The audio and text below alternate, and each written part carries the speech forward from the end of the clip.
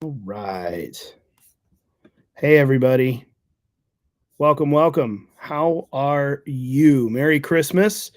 Let me get this here. I'm obviously not at the Phyllis Schlafly Center right now. So let me get this name changed here. I'm working through mobile technology, but I wanted to hop on here. Welcome to another Unauthorized Caucus. Welcome to a special Christmas edition. I actually forgot to send out an email. So if you were on the hunt for an email this morning looking for the notice, my apologies. I forgot to get one out. But we are doing Christmas stuff. We're getting ready here at the Height household. And I'm actually taking a couple of days off leading up to it here. We're getting ready for family and a lot of the festivities this weekend. But even though I'm off in a remote location, I still wanted to hop on from here. You'll probably hear kids in the background. They're all going a little bit crazy because we've got all the excitement happening. But I wanted to hop on and just give a quick thought. Andrew could not join this week yet again. We should get back to it next week. I think we'll figure it out. These, the holiday weeks here through Christmas and New Year's are always interesting. But I wanted to share something. First of all, Merry Christmas. And I won't say Happy New Year yet because we're going to talk next week. That one I'll guarantee. But Merry Christmas from our Eagle family years. This is such a special time. I really hope that you're on our email list. If you're not, go to phyllisschlafly.com, sign up there at the top banner, just like you're going to get the Wink email every morning. You're also going to find tomorrow a very special Christmas email. We have, first of all, this is just one of our favorite holidays. Obviously we're not a religious ministry or anything like that, but we have a common faith across our conservative values. Phyllis Schlafly did. She was an outspoken Christian, defended those values in the public arena. We do as well, and we're happy to continue that. But this is just a really incredibly special time of year where we can stop and pause and look at not only the many blessings that the Lord has given us, but just kind of be grateful that our hope is not in politics. Our hope is not in all these cultural things that we do and talk about. This is where we are. And as Americans, this is a duty of ours to participate in that. But that's not where my hope is. And I hope that's not where your hope is either. So as we walk through this Christmas season here, especially this weekend, I hope you take an opportunity to reflect on that. The hope that we have in this Almighty God who decided to step into the world, decided to step in with us and save us, to redeem us and make whole what was broken. So we always love taking an opportunity to stop and reflect on that. And you will find a great email in your inbox tomorrow. Some of Phyllis Schlafly's favorite Christmas, some of our favorite memories of Phyllis, and some of Phyllis Schlafly's favorite Christmas stories. She had a multitude of things that she liked to talk about, more than just the Christmas story itself, about the baby Jesus. But you'll see those tomorrow. So go sign up for the email list. But then let me also say, if you're a regular listener to the Pro America Report, our radio program that is hosted by Ed Martin, the president here, then you probably will have heard this already. I actually have been hopping on here this fall, doing some filling in for Ed. And I wanted to talk about something last night that I just want to say real quick here to you. This weekend, we have a really unique opportunity. We've got the stereotypical family gathered around the table. And, those of us who are politically inclined are being told, be nice, don't start anything, don't start the arguments. But you know what? Instead of just not starting the argument with families or family members or friends that we don't agree with, let me encourage something.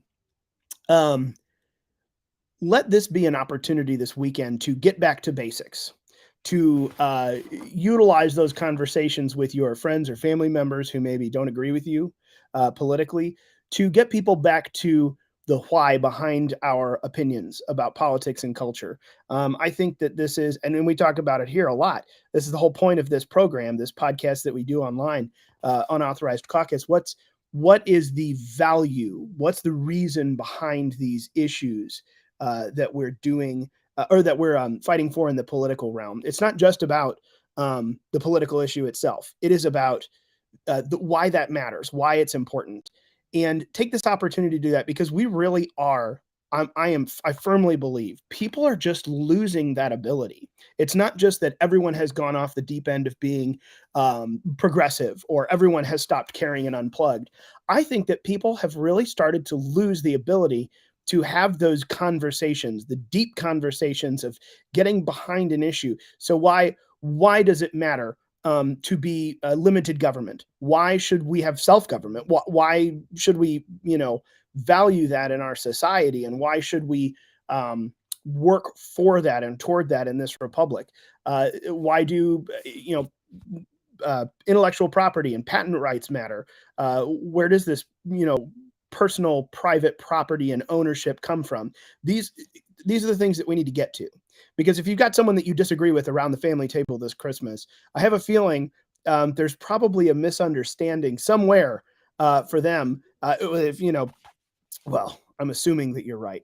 Please be right if you get into a political argument, but there's a value that they're missing. There's something that someone doesn't understand, and arguing the outer edge of that issue doesn't necessarily win them over to your side. And it's really time for us to start getting back to hearts and minds. And that's one of the reasons we do this. It's one of the reasons we have this unauthorized caucus, is because we could talk about the headlines, we could put out press releases, but there's a why behind each of these things. And that's one of those things that, especially amongst conservatives, we need to be talking about. So as a conservative at the family table this weekend, you might have an opportunity to interact with those stereotypical non-conservative or combatant family members. Try to get into the why with them. Try to get them to start thinking about the issues behind the issues, because this is a great opportunity for us to be able to help people get back to basics, not to just argue the political things that they want to argue about, whatever they saw on CNN or MSNBC. This is a good opportunity for us to say, well, what makes you think that? Let's walk me through this. Ask questions. Let people work themselves through what seems to be illogical and see where they end up. Oftentimes, and something I remember as a young person, my dad was really good. I would ask you the questions and let you dig the hole for yourself. And you kind of realized after a while, wait a minute, this doesn't make sense. Why am I saying this? So take the opportunity to get back to basics this weekend. It's a good reminder for you and me, I think. And we might just change some hearts and minds of some of those liberal family members around the table. So, and then also, of course, go blow off some steam in the meantime. I'm sure it's very frustrating. Go watch some Babylon Bee videos, get a good laugh at the crazy snowflakes, and then go back and have some good conversations with those friends and family members. I guarantee there's some hearts and minds out there that can be changed, because as much as and this is what our boss calls the narrative machine all the time, the combination, big media, big tech, and big government, as dangerous as that is, as much as they are trying to whip people into a frenzy constantly by feeding them something that's not true, not accurate, or just simply very much lacking context, as much as they do that, we need to be the voices of calm and reason and say, hey, wait a minute, let's think about that for a minute. I don't like Donald Trump. Well, why? Well, because he tweets mean things. Okay, well, let's run through some of those. Let's talk about that. We have the opportunity, even in the most frenzied of situations, especially this week as news dumps are coming. Congress is letting go of all kinds of documents from the January 6th Select Committee, trying to whip up a frenzy there, send a bunch of stuff over to the Department of Justice before Republicans come into the House.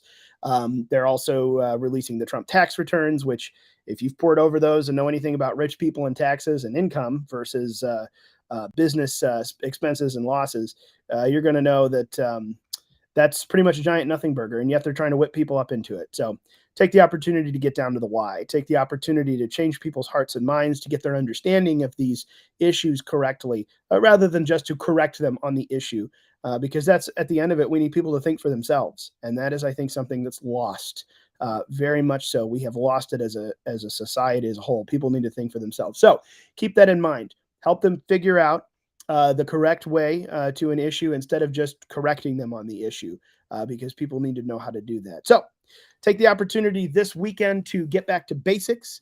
That is, in fact, what it's all about, the basics of why we're here and how we're going to get through this life, and why it means something and what it means. That's what we celebrate in the person of Jesus coming to this earth.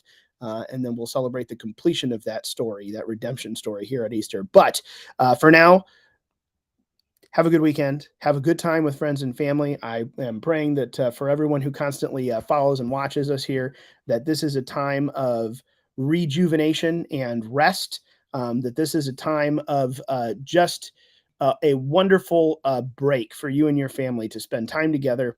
And for those of your family members who maybe don't like to spend time with you conservatives, take the opportunity to help them get back to basics and thinking for themselves. So a Merry Christmas from all of us here at Phyllis Schlafly Eagles. Thank you for letting me join you today from a remote location. Sorry if I forgot to send out the email, but I see a lot of messages coming over here in the chat. I appreciate all of you. I appreciate, yes, pay taxes, but as little as possible. I 100% agree. Why, though? Why does that matter? Keeping the fruits of your labor. There you'll find a biblical concept and an absolute truth that exists. And that's probably the starting point, is absolute truth. Truth is not our opinion. There is a truth that exists outside of us. It is objective. It is noticeable. It is observable, and we don't get to make it up. But a lot of people don't understand that anymore. So start there. There's one of your conversation starters. See if your family members who don't agree with you politically even believe in that concept of absolute truth. So I appreciate all of you, each and every one of you. On behalf of me and my colleague here, Andrew, my co-host, who is not with us today, Merry Christmas. God bless you. We are so grateful for you to be around. And don't forget to go sign up for that email list so you get to see our special remembrances of Phyllis Schlafly and her favorite Christmas stories tomorrow. Merry Christmas, everyone. We will talk to you next week for another Unauthorized Caucus. We'll come back and dive into some stuff before Congress gets going. Thank you, everyone. Have a good week. Bye-bye.